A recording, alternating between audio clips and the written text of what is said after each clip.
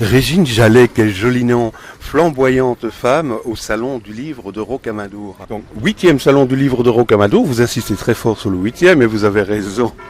Alors, je vous vois nerveuse, un peu sur le pied de guerre, c'est normal, tous les auteurs arrivent, et puis il y en a qui sont souriants, il y en a qui sont bougons, mais ça c'est la race humaine. Exactement. Et cette année, nous avons aussi 80 écrivains. Et les autres années, c'était 40. Donc, par conséquent, il y a un peu de fébrilité dans l'air, puisque nous recevons donc ces 80 écrivains pour la 8e année. Nous avons un franc succès et j'espère qu'il y aura beaucoup de monde pour venir acheter, contempler ce lieu magique qu'est Rocamadour et cet endroit. Et ensuite, donc, acheter des magnifiques livres, des prestations littéraires extraordinaires. Ah, voilà pour la pub. Mais ce que je voulais souligner, c'est que c'est un salon du livre qui est un peu particulier.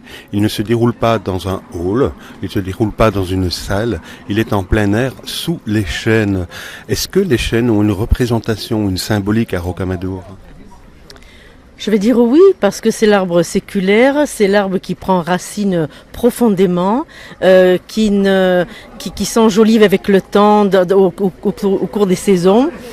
Et donc, oui, c'est important d'être sous les chênes. On a la chance d'avoir un décor naturel extraordinaire. Nous sommes aidés certainement par la Sainte Vierge qui nous protège parce que nous avons un temps qui nous permet de le faire en plein air. Et donc, ça attire beaucoup d'écrivains et donc beaucoup de personnes. Oui, c'est un endroit magique et qui est propice à ce développement de l'art qu'est l'écriture, la littérature. C'est un endroit enchanteur pour des écrivains. Organisationnellement parlant, c'est pas évident, parce que vous êtes à l'extérieur, il faut toujours prévoir le coup d'orage, on ne sait jamais que Lucifer s'en mêle. Donc Rocamadour, évidemment, c'est une ville médiévale, c'est mondialement connu pour le tourisme qui vient visiter cette ville avec son château ou sa cité, je crois que c'est plutôt cité que château. Et pourquoi un salon du livre dans une ville qui est déjà pas mal touristique ? D'abord, oui, c'est une cité moyenâgeuse qui fait partie des 4 grands pèlerinages au monde, à savoir Rome, Jérusalem, Saint-Jacques-de-Compostelle et Rocamadour, qui datent donc du XIIe siècle. Nous avons l'habitude de dire que c'est le château sur les églises sur les maisons sur le ruisseau. Et dans ce décor vertigineux, ascensionnel, fait de pierres qui parlent et qui chantent, la place de l'écrivain s'est trouvée immédiatement... a pris ses racines au pied des chênes. Nous avons parlé, vous avez souligné la présence de la Vierge et c'est pas anodin puisque à Rocamadour, vous avez une Vierge un peu particulière. Nous avons une Vierge noire qui est datée du XIIe siècle et nous avons un livre de miracles qui date de 1166 et qui retrace tous les miracles qu'il y a eu à Rocamadour grâce à l'intercession de cette Vierge. Le dernier en date de 1956. Un groupe anglais vient à Rocamadour, une dame sur un fauteuil roulant arrive et au moment de la communion, elle se lève et elle a marché. Et ça a été constaté et reconnu comme un miracle parce que toutes les sommités européennes ont fait un examen de cette personne et donc c'est reconnu comme un miracle. Oui, la Vierge est reconnue du monde entier. Il y a eu un colloque il y a 3 ans sur les Vierges noires, où on est encore dans l'hypothèse de plusieurs réponses. Pourquoi est-elle noire ? D'abord, il y en a dans le grand sud-ouest, de nombreuses Vierges. Noire parce que c'est le noyer ? Noire parce que c'est le revêtement à base d'étain, voire d'argent, qui a altéré le bois, noir parce que c'est la fumée des cierges. Tout s'est terminé dans ce congrès scientifique par des hypothèses. Mais elle est toujours là, très présente, et des milliers de pèlerins viennent lui demander des guérisons, espérances, les marins, les familles, etc. Elle est vénérée du monde entier. Alors noir, moi j'adore, puisque c'est le berceau de notre humanité qui vient d'Afrique, donc quelle symbolique. Aussi, on le dit aussi, mais on n'a pas de preuves, on n'a que des hypothèses. Laissons le mystère, il n'y a pas de plus beau que le mystère. Alors j'aimerais que vous regardiez les caméras pour faire profiter nos spectateurs de vos jolis yeux verts. Oh, ils sont merveilleux. Je vous souhaite un excellent salon. Je vous souhaite un succès énorme pour les 150 ans qui viennent et les autres. Oh, merci beaucoup. Merci et vive la Belgique, la France, vive l'Europe. Continuons à nous rassembler autour de ces romans, de ces œuvres littéraires extraordinaires. Tournons-nous la main. Je voudrais encore offrir un message de paix, d'amour et d'espérance vraiment à Rocamadour, au Salon du Livre. À l'an prochain et merci beaucoup. Merci beaucoup. Merci à vous. Au revoir. Merci. Au revoir.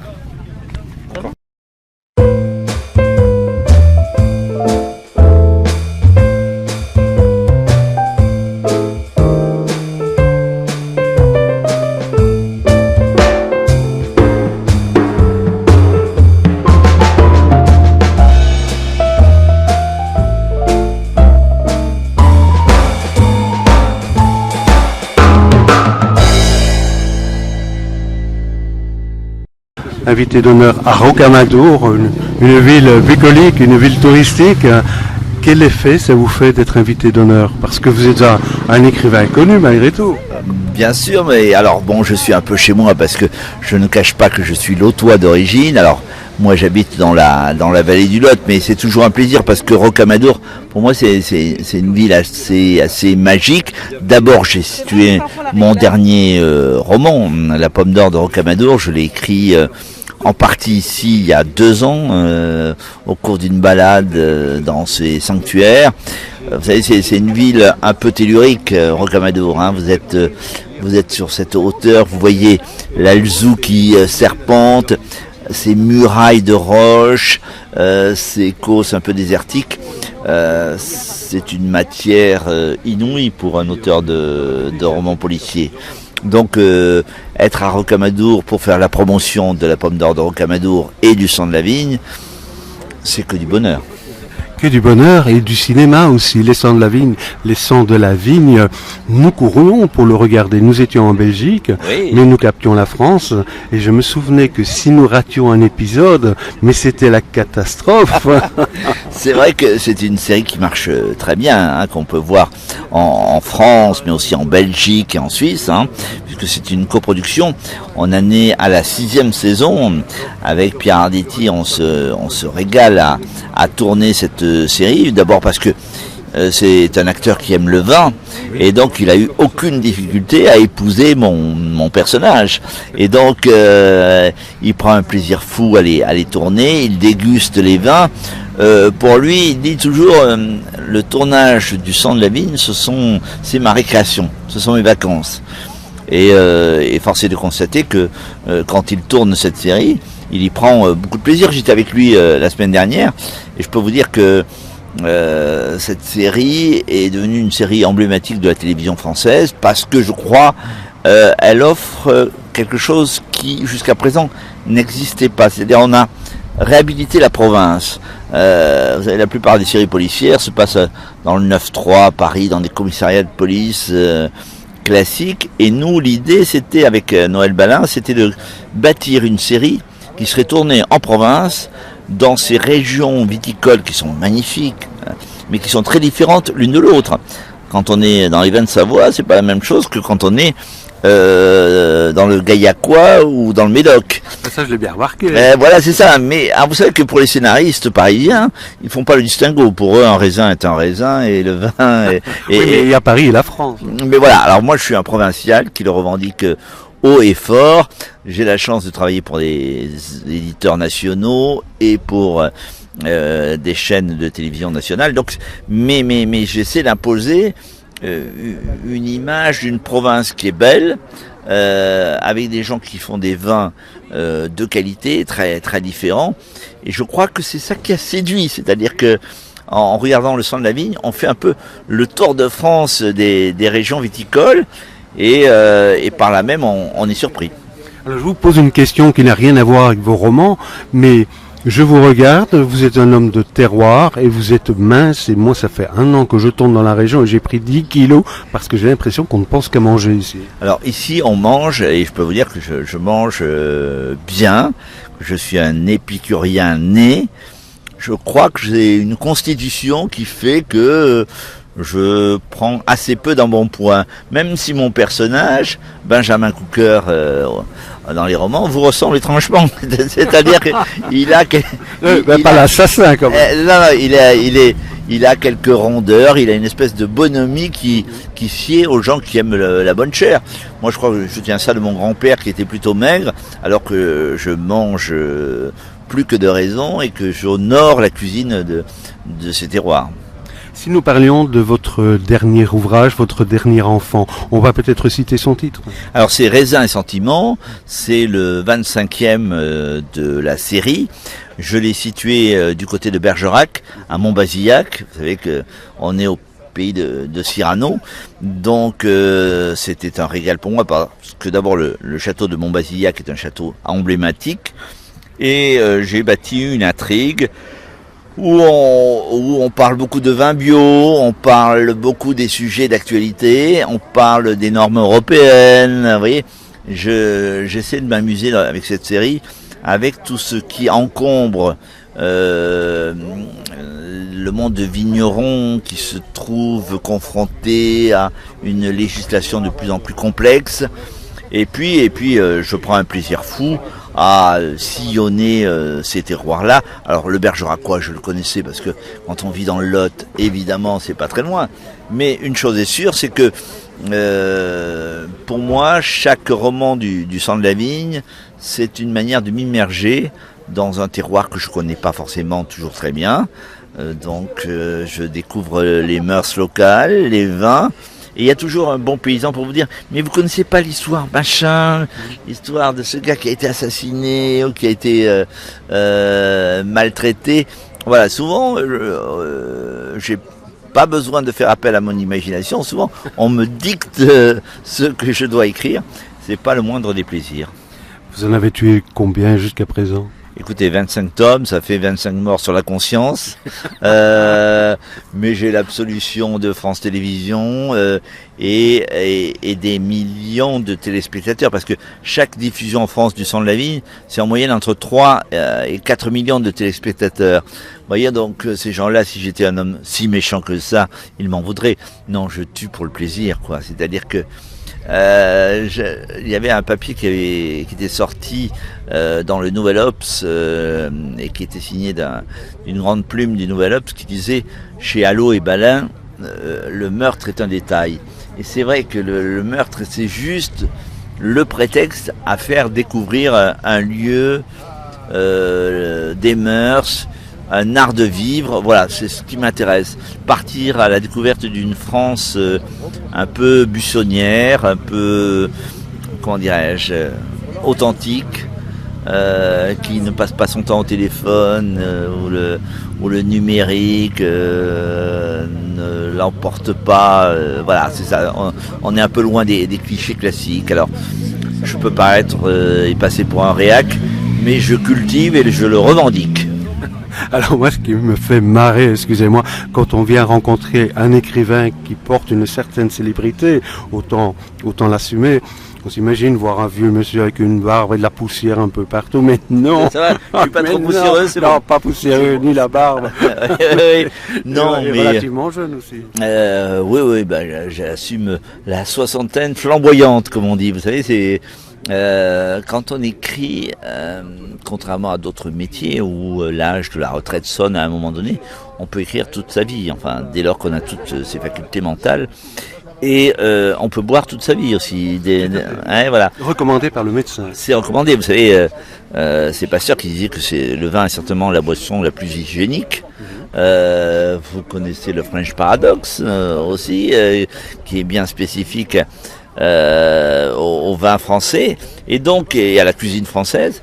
Et donc, je crois que quand on fait ce métier, on se dit que on peut écrire encore très longtemps. Et moi, ce qui m'importe dans les salons comme celui-ci, c'est de rencontrer des gens qui m'ont dit « Ah, j'ai lu celui-là, ah, il me manque celui-là » et qui, comme ça, remplissent les étagères de leur bibliothèque avec ce que j'écris. et qui pour moi est un divertissement, même si j'y mets tout mon cœur, même si j'y mets toute ma culture, même si j'y mets Votre travail, parce que c'est un sacré boulot malgré tout. L'écriture est un travail, vous savez, c'est une discipline, il faut s'y mettre tous les matins, à la même heure, avec sa tasse de thé ou de café, et puis son ordinateur et sa documentation. Voilà, c'est une tâche, mais vous savez, quand vous êtes auteur, vous êtes un peu marionnettiste. Hein, vous avez l'impression de créer des personnages que vous agitez, et très souvent, dans le roman, la marionnette s'assume, et elle vit par elle-même. Et le marionnettiste, il est out. C'est-à-dire que ce sont vos personnages qui vous dictent ce qu'ils veulent faire. Et vous, qui êtes romancier, vous croyez avoir entre les mains le destin des personnages que vous avez créés. Très souvent, ils vous font faire ce que vous n'aviez pas prévu initialement. Et ça, c'est jubilatoire pour un auteur quand on passe du stade d'écrivain à celui de romancier, c'est-à-dire où la fiction devient, alors c'est certainement votre subconscient qui dicte le parcours de vos héros, mais ça c'est jubilatoire, parce que moi j'écris, je ne relis pas ce que j'écris, je ne le relis que le lendemain, en prenant mon café le matin, et quand je trouve que je suis surpris par ce que j'écris, je sais que c'est bon. C'est toi qui as écrit ça, c'est pas mal. Et parfois je dis, ah non, là c'est pas bon, il faut recommencer, voilà. Mais j'aime bien le côté me surprendre par rapport à ce que j'ai pu écrire. Oui. Mais quelle merveilleuse image. Je vous remercie sur ces quelques secondes vraiment très courtes passées sur nos antennes. J'espère qu'on se retrouvera très bientôt. On a le téléphone. Bien. Le sang de la vigne va continuer à être diffusé sur les ondes de la radio suisse romande, sur RTBF ou sur France Télévisions et sur d'autres chaînes numériques. Donc, on peut peut-être saluer, puisque je suis belge, je travaille pour une chaîne belge, donc j'aimerais saluer les Suisses, parce qu'ils portent la littérature avec une force et un enthousiasme rarement rencontrés. Oui. Alors c'est un petit clin d'œil que je leur fais. Oui, même moi j'adorerais situer une intrigue dans le Valais, voilà. Et le problème c'est on n'a pas pu sortir la série hors de France pour l'instant, mais qui sait. Bientôt à Bruxelles. J'espère venir à Bruxelles, oui, prochainement pour la promotion de mes prochains bouquins. Puis alors, vous savez que Le sang de la vie est adapté en BD maintenant, et que les Belges adorent la BD, c'est leur culture. Donc là, le 3e tome va sortir à la fin de l'année.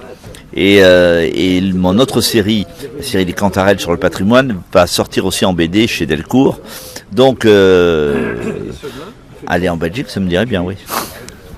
Eh bien, soyez le bienvenu. Merci. D'ores et déjà, si vous venez en Belgique, n'hésitez pas à nous appeler. De toute façon, vous aurez une chambre à votre disposition s'il le fait. Les enfants se sont envolés, il y a de la place. Non, je rigole. C'est sympathique à souhait. Non, mais vraiment. Eh bien, à très bientôt. Bonne continuation, Monsieur le Président. Monsieur le Président du salon. Les honneurs à notre âge. Ah oui, vous avez raison. On relativise. Merci infiniment. À bientôt. À bientôt. Au revoir.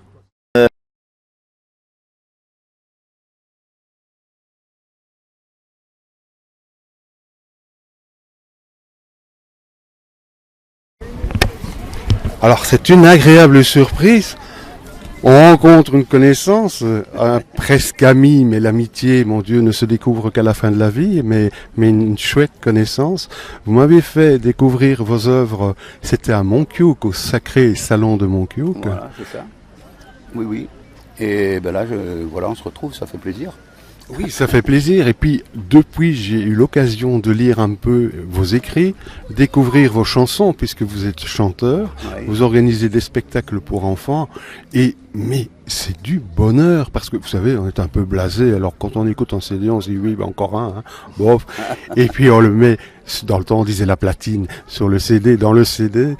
Et tout d'un coup, la musique commence. Il y a l'intro. Parce que l'intro prend quand même un peu de temps et ça met, non, pas trop long, je dirais, et vous met dans l'ambiance. Dans l'ambiance et pas dans les standards habituels, on va dire. C'est vous, donc oui, gardez votre patte. Oui. Et puis tout d'un coup, les paroles arrivent, c'est comme un chant d'oiseau, et les messages ne sont pas innocents, et ils sont à l'encontre de ce que l'on fait aujourd'hui. Il fallait oser, hein. Mais c'est dans ma nature. De toute façon, on m'appelle dans mon département le trublion du Cantal. Ce qui me fait, au début me faisait franchement moyennement plaisir. Et puis finalement, je l'assume totalement et je suis vraiment très très à l'aise avec ça.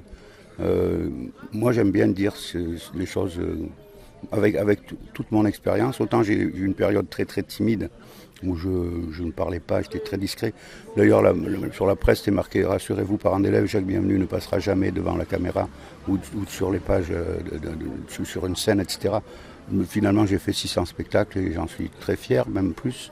Et vous êtes sur la radio et vous êtes devant les caméras. Voilà, ben oui. Et puis, mais c'est venu. Je ne cesse de remercier les enfants tous les jours, parce que ils m'ont apporté tellement, ils m'apportent tellement. Je le fais plus maintenant jusqu'à maintenant, j'ai toujours fait les choses d'instinct, parce que c'est la passion qui parle, c'est l'amitié, c'est l'amour, c'est plein de choses comme ça. Et quand on vieillit, on recule et je me dis que je n'ai pas finalement réalisé assez tôt que j'écrivais aujourd'hui le souvenir de demain. Voilà, en fait c'est ça qui me pousse maintenant de plus en plus et à prendre de l'assurance, beaucoup d'assurance.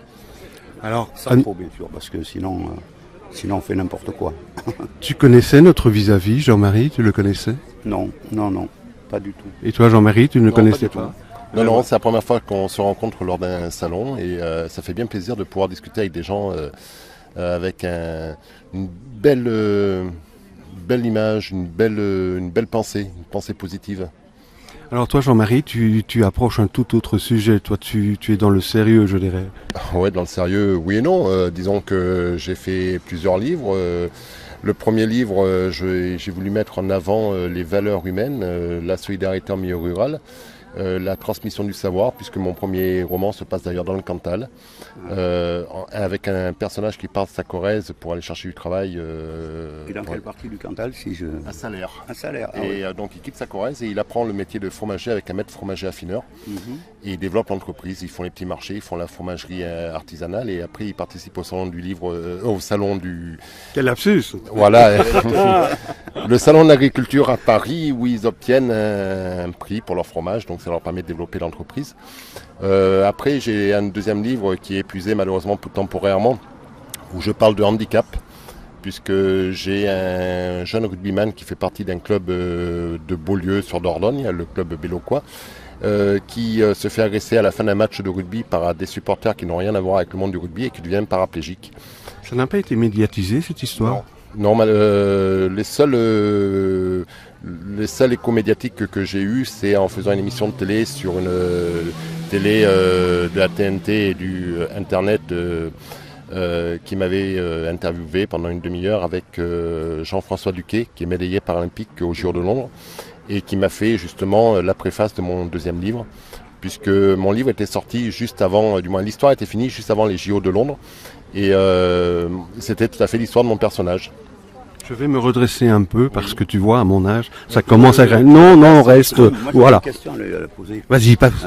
Parce que je trouve ça très intéressant, notamment le deuxième thème sur le handicap. Moi, c'est un thème que j'essaie depuis pas mal d'années.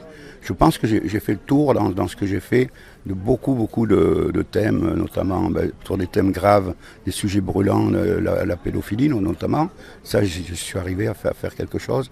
Mais le handicap, la maladie, notamment chez les enfants, c'est quelque chose qui m'interpelle et je dis je le ferai quelque chose un jour, mais quand je me sentirai prêt. Et donc à ce sujet, je voulais te demander comment tu as réussi à aborder ça de manière pudique, on va dire, à la fois pudique et pas trop quelque chose qui ne fasse pas trop pleurer dans les chaumières, comme on dit. Si tu veux, moi, ce livre, je l'ai fait par rapport à mon histoire. Donc de départ, c'était un rugbyman, donc ça m'a bien aidé, puisque j'ai mis en avant aussi les valeurs du rugby, la solidarité des joueurs par rapport à cette agression, le jeune qui se retrouve sans rien, qui a tout perdu en fin de compte.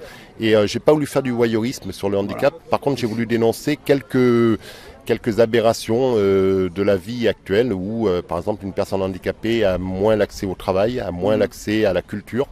Malheureusement, il y a toujours l'étiquette handicapé.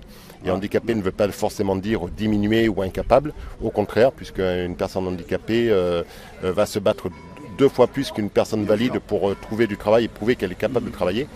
Et c'est surtout, j'ai voulu faire ce livre dans l'espoir, de donner espoir aux personnes qui sont victimes d'un accident, d'une maladie qui les rend dans un fauteuil, qui les met dans un fauteuil roulant du jour au lendemain, qu'il y a toujours un espoir, qu'il y a toujours une lueur au bout du tunnel qui leur permet de rebondir. Alors soit par une passion, ça peut être l'écriture, puisque moi l'écriture, ça a été aussi une thérapie pour moi à un moment donné de ma vie. Et par une passion, que ce soit de l'écriture, de la musique, du spectacle ou du sport, on peut retrouver goût à la vie et retrouver un équilibre dans sa vie, dans sa vie de tous les jours. Je te comprends, je pensais juste, moi, le fait que ce soit un enfant, souvent ça change beaucoup de choses. Ouais. Parce qu'il y a le côté, le pauvre pour la petite chose. Est-ce qu'il y a pas... C'est ça, moi, qui m'interpelle. J'ai jamais écrit de chanson là-dessus, j'ai envie vraiment d'écrire là-dessus. Bon, est-ce que justement le regard de l'adulte par rapport à l'handicap, et l'handicap qui touche principalement l'enfance, n'est pas dévoyé et ne crée pas une sorte de barrière? Si, justement. Moi, je pense que si. C'est tout à fait ça. Il y a une barrière et on a du mal à comprendre cette barrière-là et à la dépasser. Voilà. Moi, je suis dans ce cas-là. J'ai vu des enfants, même... Il y aurait d'autres choses comme ça. Une petite fille, par exemple, qui est venue me voir un jour, tu sais, elle me dit « Jacques, ma maman, dans 15 jours, je l'aurai plus. » C'est très très dur, ça. Vous ne pouvez pas transcrire ça en chanson, c'est pas possible. Entre le côté, pas de voyeurisme, le côté sain et le côté malsain, justement, où on va faire chialer dans les chaumières, comme sur certaines chaînes de télé-réalité qui me hérissent, moi. Le juste milieu, finalement. C'est très très difficile à trouver, c'est ce que je voulais dire. Je pense qu'une chanson, pour faire une chanson ou un livre qui parle de handicap sur les enfants en particulier, je pense qu'il faudrait presque donner la parole à un enfant, parce qu'un enfant a une vision du handicap qui est complètement différente de celle des adultes. Et ils ont une force dans le caractère, une rage de vivre qui dépasse tous les ce qu'on peut entendre des adultes en fin de compte. Tu verras jamais un enfant malade, qui soit malade, handicapé, qui soit dans un fauteuil roulant ou avec atteint d'une maladie par exemple génétique qui est dégénérative. Tu verras jamais un enfant se plaindre. Au contraire, pour lui, il te donne des leçons. Moi, j'ai eu des expériences en centre de rééducation où j'avais des gens qui avaient eu des AVC, qui avaient eu des maladies génétiques importantes ou des accidents de voiture. Et les jeunes, c'était des jeunes essentiellement, qui me disaient, mais nous on s'en fiche du handicap. On a des projets dans la vie. On vit pas du jour au lendemain, on vit pas le jour. On a des projets. Et c'est eux qui te donnent le boost. En fin de compte, pour te dire, écoute, moi j'ai un petit truc temporaire, ça me gêne, ça m'invalide, mais je peux pas me plaindre. Et c'est pour ça que de donner la parole pour un livre ou pour une chanson ou pour un spectacle même, les enfants, ils vont minimiser la maladie et ils vont te donner de l'espoir. Et là, par ce biais, tu pourras peut-être faire quelque chose sans faire du voyeurisme, sans faire de l'acharnement, ou dire... Il y a peut-être aussi un superbe film qui avait été tourné il y a quelques années qui s'appelait L'Arbre de Noël, je crois. Je ne connais plus le réalisateur. C'était un très beau film qui approchait avec énormément de pudeur l'enfant condamné. Et finalement, on constatait... J'ai chanté, moi, avec des enfants en fin de vie, c'est terrible. C'est terrible et en même temps, l'enfant a une approche de la mort différente de nos regards. Et dans ce film, l'enfant portait l'adulte. Ouais. Ça, c'est... moi, j'ai chanté avec des enfants en fin de vie au centre à Romagna, à côté de Clermont. Franchement, j'ai craqué à la fin du spectacle. Ils avaient amené tellement de joie, de bonheur. On savait que d'ici 15 jours, 3 semaines, un mois, ils allaient tous mourir. Oui, mais au fond d'eux, ils avaient quand même de l'espoir. Oui, mais après, le deuxième effet, l'effet retour, c'était de se dire, finalement, je suis content d'avoir donné tout ce bonheur à ces enfants. Mais de prime abord à la fin, là, comme ça, c'était terrible. Et c'est pour ça que écrire une chanson avec des jolis mots, quelque chose, je voudrais que ça soit assez à la fois encourageant, mais tu m'as donné une sacrée bonne piste en tout cas. Ouais. C'est vrai, mais franchement. Au moins si j'ai eu ce privilège. Mais non, mais je te disais ça aussi parce que là il y a une personne qui est psychologue de son métier, qui s'occupe d'une association qui aide les personnes atteintes d'Alzheimer et les aidants aussi, parce que les aidants, on les oublie souvent aussi. Ouais, c'est vrai. Les aidants, c'est eux qui s'occupent des personnes malades 24 sur 24, 7 jours sur 7, c'est dur. On l'a vécu. Ils n'ont pas le droit à des plaisirs, parce que même le fait d'aller chez le coiffeur passer une après-midi, c'est souvent impossible, parce qu'il n'y a personne pour être avec la personne malade. Et cette personne m'a demandé si je pouvais être la plume pour faire un livre avec sa vie de psychologue par rapport aux malades, et relater autour d'un roman la vie d'un malade d'Alzheimer, pour dire qu'en fin de compte, même une personne qui atteint d'Alzheimer peut vivre quasiment normalement jusqu'à la fin de ses jours. Il y a des traitements qui l'aident aussi, mais elle peut avoir des activités tout à fait comme toi et moi. Oui, je pense. Donc on m'a demandé ça, et je suis justement en train de réfléchir pour savoir quel personnage je vais pouvoir prendre pour le faire évoluer dans une vie mouvementée, puisque c'est... Et ça sera justement pas un livre sur du voyeurisme ou pour dire oh là, attention, Alzheimer, attention, danger. Non, au contraire. Alzheimer. Le 8e jour aussi. Voilà, oui. Oui, voilà, tout à fait. Et alors moi, mon livre, je l'avais fait justement, c'est au moment où j'avais mon histoire, au moment où le film sortait. Et j'ai dit, je ne regarderai pas le film pour pas être inspiré, influencé. Je l'ai écrit, moi, par rapport à des événements plus ou moins vécus, par rapport à des amis qui sont en situation de handicap. Grave, même très grave. Et en fin de compte, j'ai été libéré du moins de toute pression de dire je ne veux pas copier, je ne veux pas faire du copycat, je ne veux pas faire... Moi c'est mon obsession aussi d'ailleurs. Ouais. Alors, je vais devoir vous interrompre parce que le temps nous est compté malgré tout. En tout cas, ce fut un superbe débat que vous nous avez offert, quasiment improvisé, donc improvisé. Alors, nous sommes entourés ici de deux personnes que j'aime beaucoup.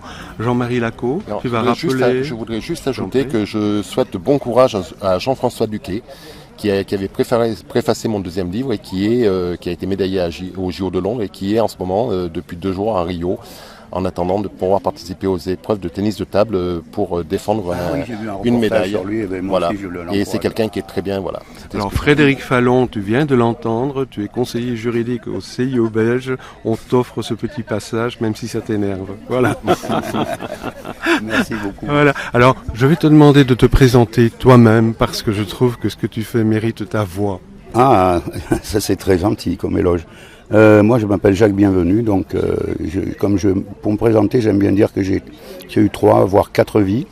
Donc une vie d'enseignant, je voulais être enseignant très tôt à 13 ans et donc je l'ai fait, j'ai fait mes 37 ans et demi de carrière. Parallèlement à ça, comme à l'époque on nous payait le brevet d'animateur, j'ai fait aussi 25 ans d'animation et de direction de centre de loisirs et colonies de vacances. Ça c'était ma deuxième vie. Et quand j'ai arrêté cette partie, j'ai commencé ma carrière d'artiste jeune public, maintenant désormais à plus de 600 spectacles. Et j'ai écrit donc 120 chansons, un peu plus, une vingtaine de comédies musicales. Et là, j'ai décidé en 2013 de commencer une vie d'auteur jeunesse. Voilà. Et tu as remarqué, Jean-Marie, que tout ça avec une humilité. Oui. Il est ici parmi les auteurs, il est presque gêné, il se cache presque, alors qu'il devrait être sur le podium, quoi. Jacques à Compostelle, mais quelle image. Jacques, merci infiniment. Jean-Marie, à toi aussi. J'espère qu'on se retrouvera très très bientôt. Au revoir. Au revoir. Alors Jean-Marie, on a oublié un détail, on a oublié de parler de ton livre, de ton dernier livre. C'est lequel ? De mon dernier livre qui vient de sortir, c'est L'affaire Clavel. C'est un roman policier. Alors, il vient de sortir au mois de juillet, donc il est tout récent. C'est du vécu, c'est du réel ou bien c'est imaginaire ? Non, c'est une fiction, mais bon, malheureusement tiré de quelques faits de la réalité, avec, je sais pas, un commissaire principal corrompu, des douaniers corrompus. Ça, on en a dans tous les jours. Il y a combien de morts ? Je crois que sur 220 pages, il doit y avoir 19 morts. Ah mais les prolixes. J'ai fait du lourd, j'ai parlé de la mafia, il y a de la mafia qui vient. Donc au départ c'est un double meurtre dans un village où j'habite. Et avec une couverture qui a été autorisée par la gendarmerie, puisque j'ai eu 2 gendarmes qui sont venus à côté de chez moi pour prendre une photo. Donc voilà, c'est une vraie couverture, c'est des vrais gendarmes, c'est une fiction mais c'est des vrais gendarmes. Alors l'affaire Clavel, C'est Jean-Marie Lacaux. Je vous invite à le lire. C'est édité aux éditions du Verluisant. On le trouve en France, on le trouve partout. On peut le trouver en Europe. On peut le commander, de toute manière un libraire peut le commander. Sinon j'ai un site internet où j'ai une page Facebook au nom de Jean-Marie Lacaux. Il n'y a pas de problème, les gens peuvent me trouver. LACAUX. Aucune excuse. Merci infiniment et à très bientôt. Merci à toi. Excellente journée.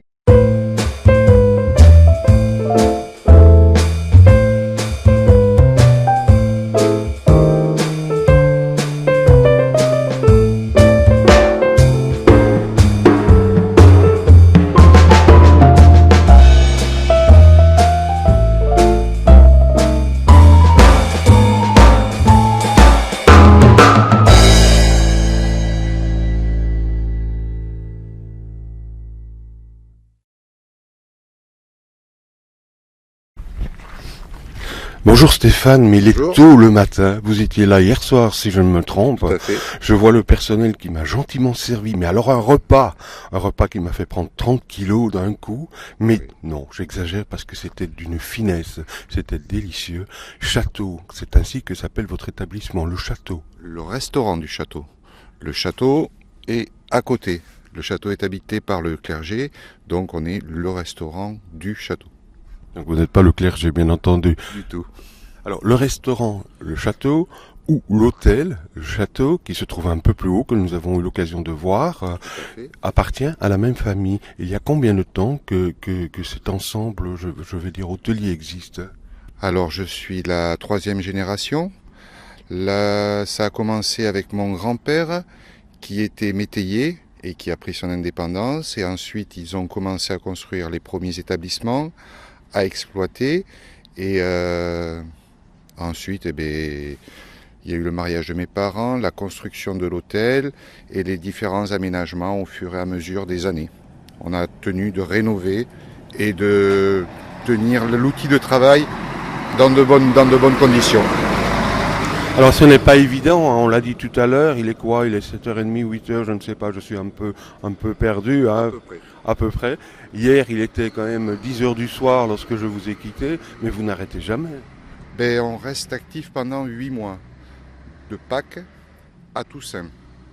Après, dans la région, on a essayé de développer le tourisme hors saison, mais on voyait que il n'y avait pas la population pour venir visiter. Donc on se reconcentre un peu sur les bases, sur l'essentiel, la saison touristique.